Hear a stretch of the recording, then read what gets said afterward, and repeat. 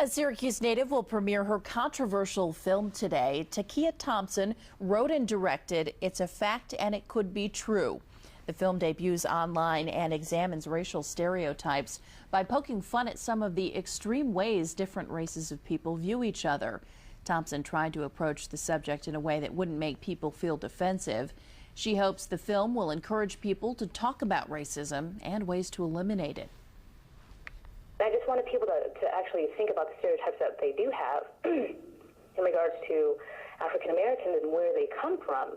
And so the film is actually a critique also just on the stereotypes and things like that, but also on the media and how it's portrayed. She just wants more dialogue to be, around the issue, especially, college age or even older or younger, just because a lot of times we think things, but we don't really say it. Thompson chose to show the premiere online so she could reach an audience worldwide. It's a Fact and It Could Be True will be shown on ustream.tv until midnight tonight. Ready? Rolling? Okay. Hi, this is John Penbury here with It's a Fact and It Could Be True. We're deep in the hood, on location. I had to let him know, girl, this took all day. You can't just be running your fingers through my head. No. Negronomics, Ebonicsology. Welcome, Mr. Aselah Malaycom, or the study of the black other. He think about eating our chicken. Think about eating our chicken? I was thinking about eating her chicken. Or more clearly put, why the Negro can't get it together. Honey, don't you know that racism no longer exists? Ladies and gentlemen, what you are about to see may be shocking. Hands off me! I never tell Patterson! Viewer discretion is strongly advised.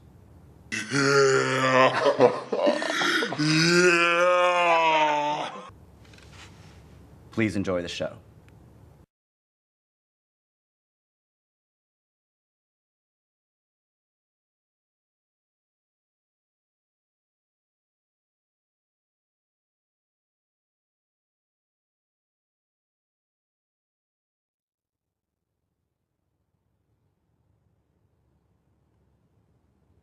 Good evening, and welcome to It's a Fact, and It Could Be True. I'm your host, Todd Brokaw. Ladies and gentlemen, what you are about to see may be shocking, so please, viewer discretion is strongly advised. After many years of research and undercover work, the government has finally infiltrated the tightly secure collective mind of the African American community. Over a 7-year period, the FBI has sent in 147 agents, specially trained in what the FBI calls Negronomics, Ebonicsology, or the study of the black other. Or more clearly put, why the Negro can't get it together. Sadly, only one survived. The allure and seduction, better known as the witchcraft of those people, was far more dangerous and powerful than the government could have ever anticipated. Coming up, you will see the disturbing footage of the FBI agent's rescue, which led to one cameraman's near brush with death. Please enjoy the show.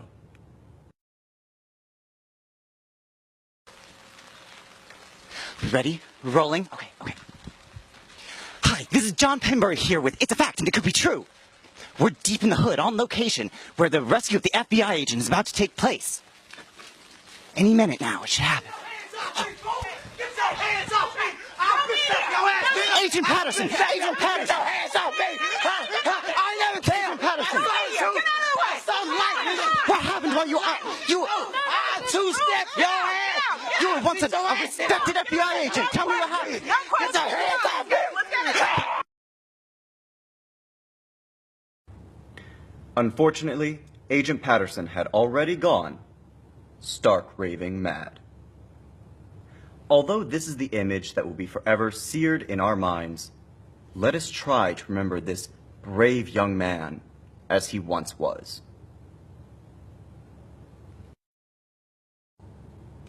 This is truly a tragedy. But however tragic the situation might be, there is a light at the end of the tunnel. The FBI was able to recover the information Agent Patterson received while undercover. Since setting foot in this country, blacks have been prone to random acts of violence filled with unwarranted rage and hatred, not to mention the buffoonery. But that is another subject. You will be surprised to learn that there have been reasons for this absurd behavior. Cut. Cue ultrasound commercial.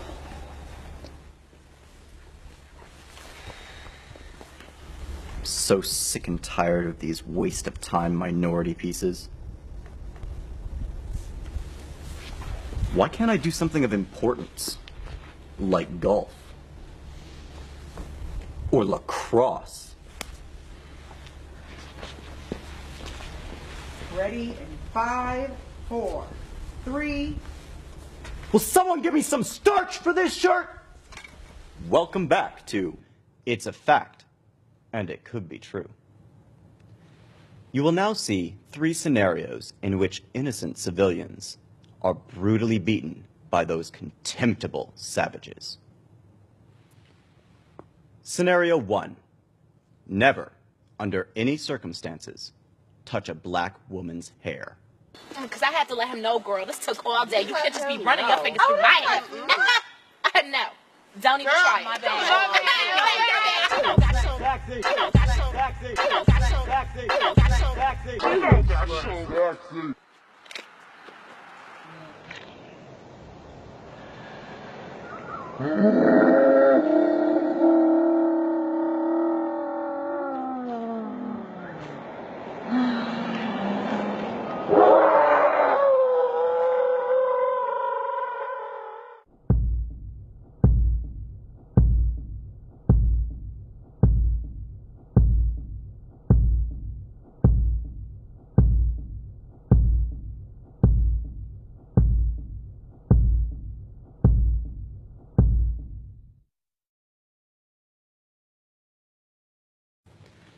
Scenario 2. Never, under any circumstances, tell black people to quiet down at the movie theater.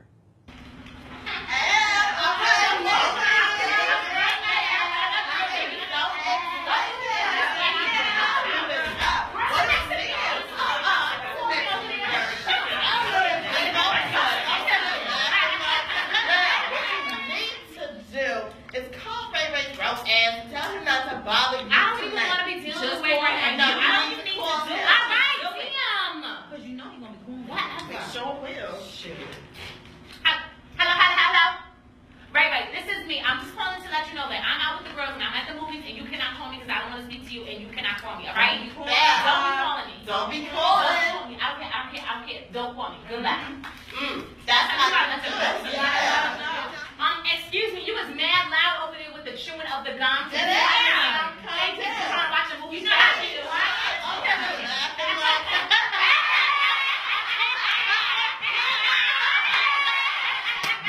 Please shut your mouths! I know he didn't. Who are you talking to? Who are you talking to? You talking to me? Who are you talking to? Who are you talking to? Who are you talking to? Who are you talking to? Go! Yeah? Wait. Yeah!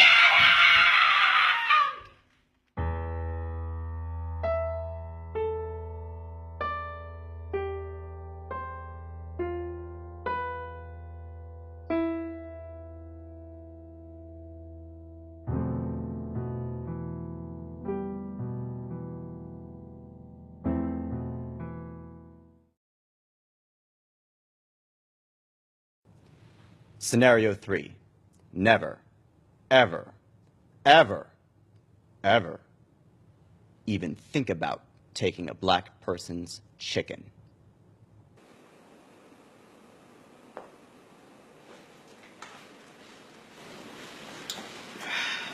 Girl, can't even wait. Ooh, let's go. Ready for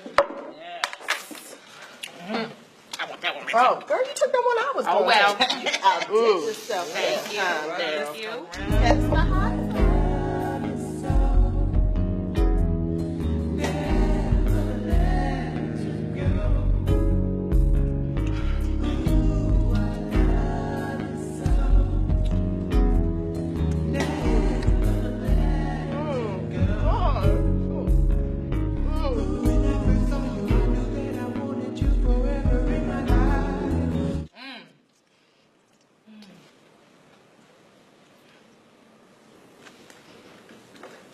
Think about eating our chicken. Think about eating our chicken? I was thinking about eating her chicken. You want some chicken? He wants some chicken. All right, let's go. Some chicken. Get your good piece. Get your good piece. Okay, all right. For the white man over here. You want this chicken? Hey, yeah, You want the chicken? We got Whoa. chicken. Right, I got So you. chicken. Yeah, Wow, this chicken.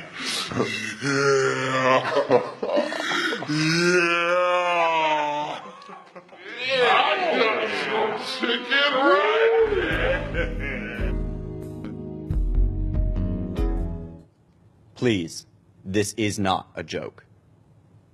Be sure never to do these things. It is the only way to protect yourself from the wrath of black people.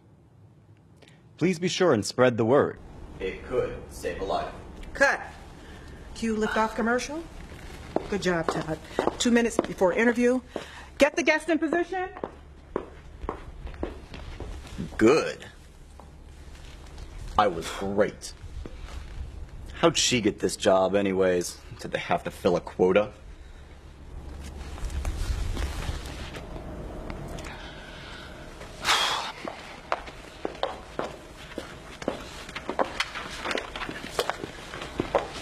Hey, Tyranisha.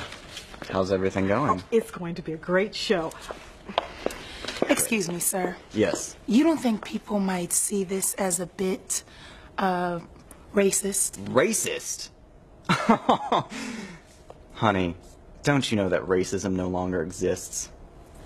Okay, look at it this way. We're just presenting the truth as we see it.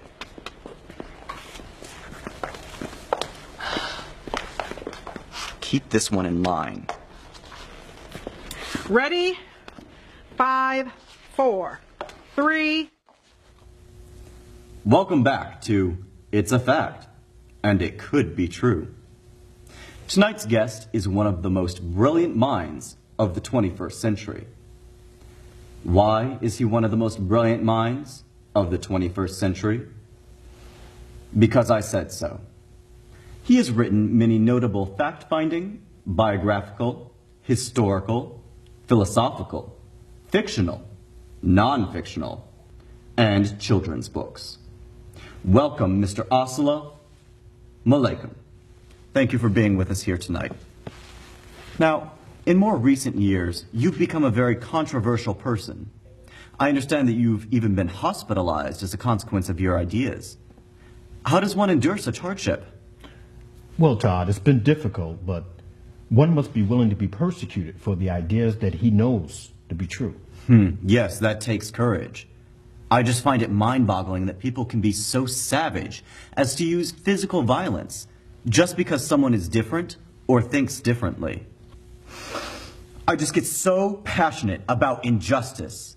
Now, if you don't mind, could you tell us a little bit more about these ideas that got you so brutally beaten? It would be very... Cut. What? What are you doing? Are you not aware that an audience likes for their host to seem concerned? I mean, it helps them trust us better. If it works for Oprah, it works for me. Look, just do the interview. Once upon a time, you were professional. Once upon a time, porch monkeys stayed on porches. Okay, let's take it from the top. Welcome back to It's a Fact, and It Could Be True. Tonight's guest, Mr. Aselah Malaycom. Now, your most recent book is radically different from your previous work. Can you tell us a little bit more about this? Sure, Todd. My new book, Be Proud to Be a Nigger, really tells the truths of Negroes and the power we've held in the United States since our convenient arrival here 4 centuries ago. Proud and nigger. I never thought I'd hear those two words in the same sentence. Well, let me explain, Todd. We in the United States are jaded on the idea that the word nigger is a derogatory term toward blacks. Right. That the word nigger is racist and hateful, when in fact it's just the opposite. Really? Yeah. The word nigger is a tool of identification. that has given power and authority to the niggers. We have not been abused or degraded. We have been cherished and honored. We have been given words. We have very important things named after us. We've been given gifts that very few can say that they've been given. To give meaning. Now, if that's not possessing power, then I don't know what is, Todd. Wow, this is really great work, Aselah, really great. Now, there is a list of some of the more common words and terms named after these people in Mr. Aselah Malaycom's new book. Here are just a few. Nigger rich, having little money, but being extremely flamboyant. Nigger tip, leaving a small tip at a restaurant or no tip at all. Nigger rigged, to partially or cheaply fix something. And my personal favorite, nigger lover, a term aimed at whites, lacking in the necessary loathing of blacks. The most prominent one, I think, is nigger stick. The most important object that a man of law could have. Oh, a police officer's baton. Yeah, you guessed it right, Todd. They did a wonderful job naming this one. Well, thank you, Mr. Aselah Malaycom, for being with us here tonight and proving what we already know to be true. There you have it, folks. Calling a black person by their God-given name is, in fact, the right thing to do. So remember, whenever you spot a colored on the street, or at work, or church, or anywhere, do what's right and call them a nigger. Well, we're just about out of time for this episode, but join us again next week for a more in-depth look into Negronomics, Ebonicsology, or the study of the black other. Or, again, more clearly put, why the nigger can't get it together.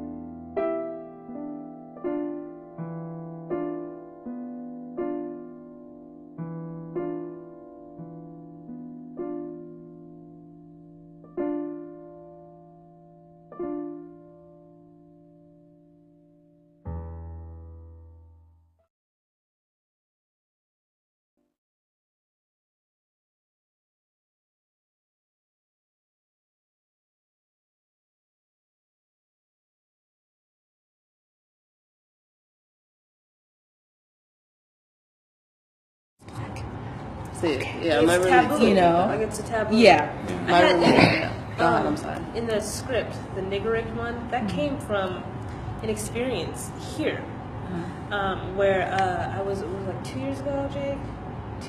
No, 3 3 years 3 ago, or at 4 least. years ago, or something like that. And I had a friend who she and I were just partners. Whenever we did any films, we were just always doing it together. And so one time we had another partner. We were doing our junior film, and BJ was also with us. And we were in the film cage, and we're working, and they have little lamps because it's dark in there. So you have like little lamps right by your thing. She went to turn it on and like broke, and she was like, "Oh, somebody nigger rigged this." And I was like, "What? I've never even heard that term. What's that? Say it again. Nigger rigged. It's in the film script." Yeah, and I was like, "What the?" Wow. I was like, "What is nigger?" She was like, "You know when somebody just doesn't really fix it, it's like half-assed kind of thing." And I'm wow. I was like, and so I'm like, okay, how am I gonna approach this? Because I can't not say anything. It just like caught me so off guard. Yeah, it's like, how do you react to that? Like, okay. Use the word nigger. And nigger rigged like that. And repeat it. And then explain it. Break it down, my brother. No, and I said, Ellen, I said, you don't see a problem with you using that word? What? What are we talking about? It just means. I said, well, think about it. And think about who's sitting next to you. I said, so you're using the word nigger. I said, what do you think of when you hear the word nigger? Do I come to mind? I mean, I've never heard anybody else being called a nigger. You're talking about African Americans. Yeah. Then you're going to say rigged. So many different things you could say. I mean, it's like, so what you're saying is that it's nigger rigged. African Americans never do anything correctly. We do half. That's what you're saying. That's what you're saying. I said, so you're talking specifically about African Americans right now, and I was like, I said, let me just tell you, don't ever say that again. One, and you better be glad that I was the one who heard you, because if it was somebody else, you could have got killed. I said, you better be glad that it's me. I said, because if you were somebody else, you would have got hit in your mouth right now. Something would have happened. And then the other guy, BJ, was like, Ellen, I'm offended. And that lets you know it's not all white people, because it's just like, yeah.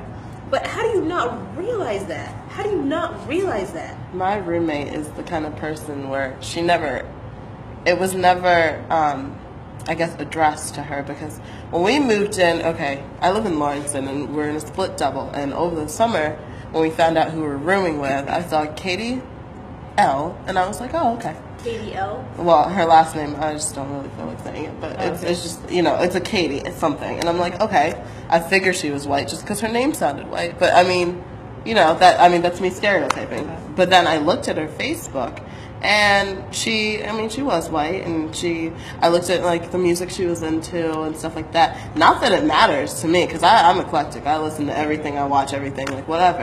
So I saw some of the stuff, and I was like, okay, I guess I can live with her. I hope she's not crazy. I met her, and we sat down. This was like last month, after like 5 months of living together. She's like, I'm so glad I got you as a roommate. And I'm like, oh, Katie, you're so kind. Why do you say that? She was like, oh, well, we just didn't know what we were going to get when we saw your name. I was like, excuse me? Like, what did you say? She's like, yeah, my mom, like, I was away. I was at cheer camp, so my mom looked at, my mom looked at the message that tells you who you're rooming with, and she calls me and she goes, Katie, I don't know where she's from. I can't pronounce her name. And they're Jewish, New Jersey Jewish people. Like upscale, like nice, wealthy family. Her dad's on the board of trustees here. Like a wealthy family. And she was like, her mom called her and was like, I don't know what we're dealing with. Like, find her on Facebook. I can't pronounce her name. And so Katie looks me up and she goes, oh, she's normal. And she tells her mom, oh, you're normal. Like, I'm fine. Chiderah's normal. And I'm like, what do you mean normal? Like, I feel like a species here. Well, we are animals. You know? We didn't know that. Yeah. I know we're animals. We're all animals. But it was just, I felt like a different breed of animal. Like, I don't even know. But the way that it happened, it was just like her mom had to research me. She found out that I was black. And she looked at my high school to see what kind of high school I went to. She found out that my high school was like #1, and I live in the richest county in Maryland. So she was like, oh, well, she's fine. That could partially be her just being a mom and having her kid as, it could, but the way that the conversation spin. But it still has that undertone of, Like, the whole conversation is really interesting to me, because I'm being quiet and listening, is that when you were talking earlier about how, you know, you're that person that like, oh, we like you as a black person. That's gay. Like, I understand where that comes from the other side, because, like, as a white person, we don't think about, you know, like, oh, you come from, you know, Barbados, and you know, lived in England and was born in Africa. Like, those divisions never come up to us. Right. But there is a division between the ghetto black people and the token, like, two for black people, you know? Yeah. You're like, oh, you're cool because you talk like us. And it's have lunch, you know, like, you know, and I understand that, and it's just, there's just two. There are two, you know, two. That's what me and my there, roommate got into the conversation about. She's like, I just didn't want a black person that was ghetto and loud and dirty and da-da-da. And she was just explaining all this stuff. And I was like, well, I understand where you're coming from, because I don't want to live with one of those. Ghetto. You know? Right. And all of us are not like that. Exactly. That's what I was trying to tell her. I don't care what you are. Exactly. There's a certain type of sense. Right. There's a certain type of bringing up, you know, just manners, stuff like that, common courtesy. That's what I'm looking for when I say I don't want somebody that does this and this. It's not where you're from or, you know, what you look like. It's how you act. And it's I was trying to explain this to her, that you're putting me in the category of upscale black person versus ghetto black person, and I have I can just say that I'm an in-between too. Like, she doesn't know anything about me. She just sees Richards County, Maryland. That doesn't mean we're all rich. You know? There's pockets of our it's just like they just have a couple of really nice houses that go for like $2 million down the street, but when you go this way, there's regular houses. Like, you can literally go one block and and that's in every city though. It's like you can really, but especially like the rich counties, like so it's like, you know. Well, what you were saying is, I think that's why college is so interesting, and it's so great to go away to school, because I can't tell you, I've been in college for 5 years, and my first year, when all my friends were, you know, getting their roommate situations and things like that, it's so amazing to me how there are so many people in this world that live in their tiny little town, in their tiny little box, and don't know anything about anything. They could be the smartest, like, book smart person. That doesn't mean anything. Because they've never seen a black person in their life. Never seen anyone of any other ethnicity, not just black.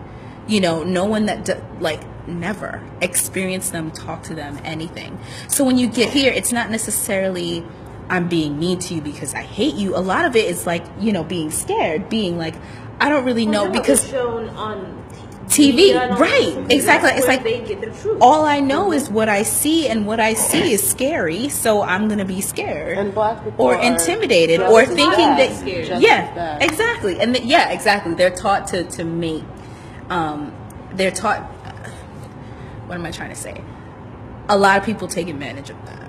A lot of black people take advantage of that too, and saying "Oh, okay, well, you're scared of me, so now I'm gonna be all the time in your face, you're like really the nicest person in the world. Why are you doing it? Exactly. Like, but then it's really weird, because sometimes you almost feel like sometimes it like comes on automatically. Sometimes you're like, wait a second, I'm not hard. Yeah, I don't. Yeah, we were joking about that the other day. You can't be a thug in college. I'm sorry, you can't. Like, thank you. There are no gangsters in college. There's no such thing here. No gangsters in college. We had me and my friends had a conversation about that. Like, you can't, you know. It doesn't match. You can't fight. You can't have guns. You can't. No, you have a college degree to get here. You can't. You got to leave all that stuff. You're sacrificing so much to come, especially to a school like this. I mean, unless you're from Syracuse and then you know just moving, you know, on campus. But it's like, sorry. Are you? Yes. Sorry. I'm not a student anymore. Oh, okay. So it's okay. It's all right. But yeah. So it's just like there are no thugs in college. You don't come from the corner of Crown Heights in Brooklyn and be like, yeah, I'm going to Syracuse University. Unfortunately, some people are still like that. But if you do know that when you get here, it's not the place for that. Exactly, you have to change. Yeah, it's not the place for that kind of stuff, because that lifestyle automatically counteracts what's supposed to be happening here. My friend So Jessica is you just can't. getting into that conflict because we met over summer start because I was here over the summer and she was too. And when I first met her, she was my suite mate. We lived in Watson in the 4-person or whatever. So I met her They first. put summer start in Watson now? They sure did. Yeah, it was amazing. It was amazing this summer. It's It was really crazy. nice, right? So I met her. She was the first person there after me. I was the first person in the room, and she came in. And I look at her, and she's Puerto Rican. She has like her door knocker earrings with the name in it, the belt with the name on it, and the nails that go out to here. And I mean, I didn't know what to think. I was just like, hi. Like I was just afraid that she was gonna see me and be like you're the sellout, right? Yeah. That's what I was thinking. So I was just like, I mean, I'm not going to put up any fronts. I'm just going to be who I am. So I was just like, hi, I'm Chiderah. Nice to meet you. I met her aunt and her uncle because they're the ones that brought her, and we were just talking. And, I mean, we were just having fun. We were joking and laughing. And I was like, she's pretty cool. She's a cool person. And Ready? Rolling? Okay. Hi, this is John Pembury here with It's a Fact and It Could Be True. We're deep in the hood, on location. I have to let him know, girl. This took all day. You can't just be running your fingers through my hair. No. Negronomics, Ebonicsology. Welcome, Mr. Aselah Malaycom, or the study of the black other. He think about eating our chicken. Think about eating our chicken? I was thinking about eating her chicken. Or more clearly put, why the Negro can't get it together. Honey, don't you know that racism no longer exists? Ladies and gentlemen, what you are about to see may be shocking. Hands off me! I never tell. Viewer discretion is strongly advised.